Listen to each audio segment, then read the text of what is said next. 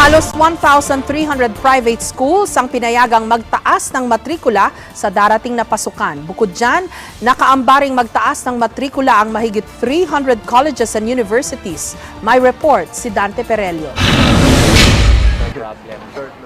Maghanda na ang mga magulang ngayong darating na pasukan dahil pinayagan na ng Department of Education ang pagtataas matrikula ng maraming eskwelahan sa buong bansa.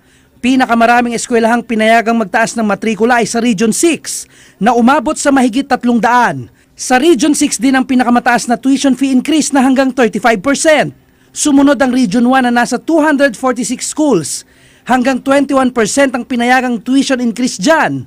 Sa National Capital Region o NCR, lahat ng 172 schools na nag-apply, aprobado. Yung mga itataas ng kanila pong matrikula ay ibabalik din naman po sa paaralan o kaya po sa pagtaas ng sweldo ng ating mga kaguruan sa pampribadong paaralan. Ayon sa Department of Education, kasama sa pinayagang magtaas ng matrikula ang 11 pribadong paaralan sa Eastern Visayas na hinagupit ng Super Typhoon Yolanda nitong nakaraang Nobyembre.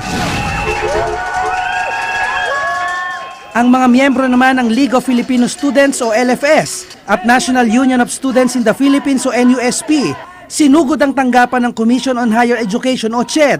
Pinoprotesta nila ang nakaambang anunsyo sa taas singil ng matrikula sa mga pribadong kolehiyo at universidad sa bansa. Tigilan ang pagtataas ng matrikula at tigilan yung paniningil ng iba't ibang sobra-sobrang bayarin sa mga paaralan. Sabi ng CHED, wala pa silang ilalabas na listahan ng mga may pagtaas ng matrikula.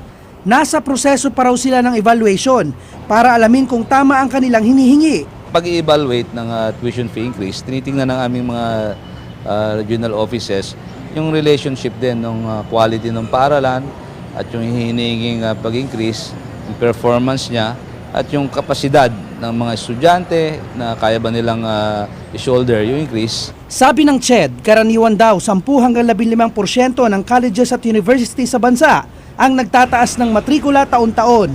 Pero ang Yolanda-stricken area daw, siguradong walang mag-i-increase ngayong taon. Dante Perelio, GMA News.